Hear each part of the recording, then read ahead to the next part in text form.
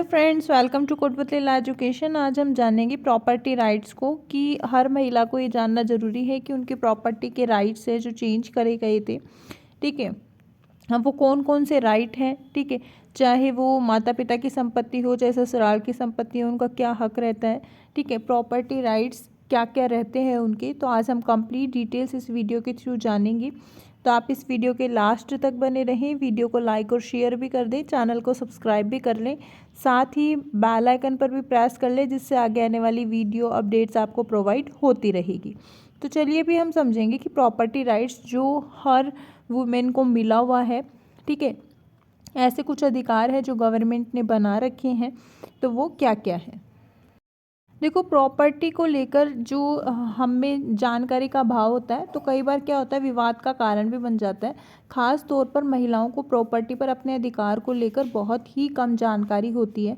ठीक है, तो आपको बता दें कि प्रॉपर्टी के मामले में महिलाओं को अब जो है 9 अधिकार मिल चुके हैं। ठीक है, अगर आप भी प्रॉपर्टी खरीद या बेच रहे हैं तो ये जान लें कि प्रॉपर्टी से रिलेटेड कौन कौन से आपके पास अधिकार हैं, कौन सी प्रॉपर्टी आपकी है, कौन सी नहीं है, कौन सी आपकी होने वाली है। ठीक है, इससे रिलेटेड आपको कंप्लीट डिटेल्स इस वीडियो में बताई जाएगी।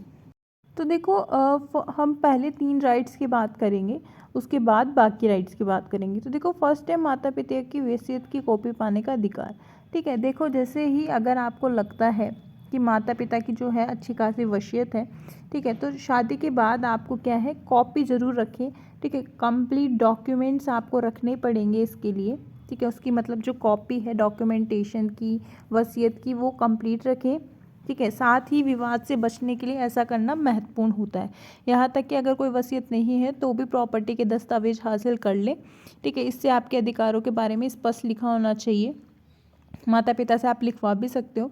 सेकंड है पुश्तैनी प्रॉपर्टी पर हक। पुश्तैनी प्रॉपर्टी के दस्तावेज अगर आपके पास हो या नहीं हो, लेकिन जन्म से आपका जो है इस पर पूरा हक हो जाता है, लिहाजा इसे लेकर आप कोई कानूनी संदेह नहीं होना चाहिए। ठीक है, इसे आप जब चाहे क्लेम कर सकती हैं, फिर माता पिता जीवित हो या नहीं हो, आपकी शादी हो गई हो या नहीं हुई हो, ऐसा कोई ज़रूरी नहीं है कि शादी होना ही ज़रूरी हो। आप पहले भी जो पुश्तैनी प्रॉपर्टी है जो आपके दादा की है, ठीक है, पापा की है, तो उसको क्या है कि आप जो है क्लेम कर सकते हो इस प्रॉपर्टी के लिए, चाहे आप इसमें मैरिड हो चाहे अनमैरिड हो। ठीक है, फिर एक आता है आपका मैरिड वुमेन्स प्रॉपर्टी एक्ट 1874। इस एक्ट को पति से महिला की प्रॉपर्टी को बचाने के लिए लाया गया था।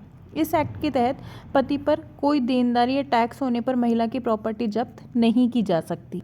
इसका मतलब है कि ये जो एक्ट है इसमें जो महिला की प्रॉपर्टी है वो सेफ रहेगी। अगर बाय चांस किसी के भी हस्बैंड को जो कुछ उधार है, ठीक है, लॉन है, टैक्स है, और वो नहीं भर पा रहा, ठीक है, उसका हस्बैंड, तो महिला की प्रॉपर्टी जब्त नहीं की जाएगी। ठीक है, वो अपने सेफ स्कोर में रहती है। तो इसलिए ये मैरिड वुमेन्स प्रॉपर्टी एक्ट 1874 लाया गया था। नेक्स्ट है कि जैसे भी अगर आपकी खरीदी प्रॉपर्टी आपकी है, तो अगर शादी के पहले अगर आपके अपने पैसों से कोई प्रॉपर्टी खरीदी है तो वो आपकी होगी। इसे आप जब चाहे बेच सकते हैं। ठीक है, किसी को गिफ्ट कर सकते हैं।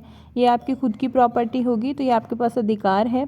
ठीक है, फिर आता है कि प्रॉपर्टी में पैसों से योगदान किया है तो पूरा अधिकार होगा आपका। अगर कोई प्रॉपर्टी आपके पैसों से खरीदी गई है लेकिन वह पति या बच्चों के नाम है, तो इस प्रॉपर्टी को खरीदने के लिए आपने जो पैसा दिया है उसका जो प्रूफ है वो आपके पास होना चाहिए कि आपने किससे पेमेंट की थी, किस तरीके से दिया था। अगर वो है तो उसका प्रूफ है जो कोर्ट में दिखाकर आप इस पर दावा कर सकती हो कि मैंने इस पे जो पैसे थे वो दिए थे। ठीक है, हाँ, पर आपके वो पैसे आपको वापस नहीं होने चाहिए। ठीक है, आपका उसमें इन्वॉल्वमेंट होना चाहिए। फिर है आपके नाम पर प्रॉपर्टी आपकी है। दिल्ली हाई कोर्ट ने एडवोकेट बनीशा एम सोनी जो है वो उन्होंने भी एक अपना सजेशन दिया था कि कोई प्रॉपर्टी है, पति अगर पत्नी के नाम पर लेता है तो हिंदू विवाह अधिनियम की धारा 14 के तहत उस पर महिला का हक होता है। फिर भले उसे खरीदने में दोनों के पैसे इस्तेमाल हुए हों, पर जो महिला है उसका पूरा पूरा हक होता है। फिर है पति के घर में रहने का अधिकार।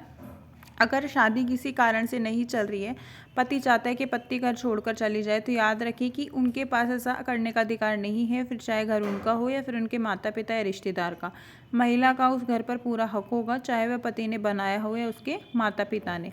वो तब तक रह सकती है जब तक उनका डाइवोर्स ना हो। ठीक है, फिर है इसमें कि MWP एक्ट के दायरे में life insurance, married women's property act 1874, जैसा कि अभी मैंने बताया था आपको। ठीक है, उसमें सेक्शन 6 के तहत किसी लाइफ इंश्योरेंस पॉलिसी की रकम पति के न रहने पर पत्नी और बच्चों को मिलती है। फिर लास्ट है जो कि पति की प्रॉपर्टी पर हक। ठीक है, शादीशुदा महिला होने के नाते पत्नी उस प्रॉपर्टी में हिस्सेदारी है जो पति ने बनाई है, फिर चाहे वह चल हो या अचल। पति की मौत के बाद कानूनी वारिसों के साथ पत्नी का भी उस पर हक होगा। इस तरीके से ये पूरे 9 लीगल राइट्स हैं वुमेन्स के पास प्रॉपर्टी से रिलेटेड, तो आप हैं जो इनका यूज़ कर सकती हैं।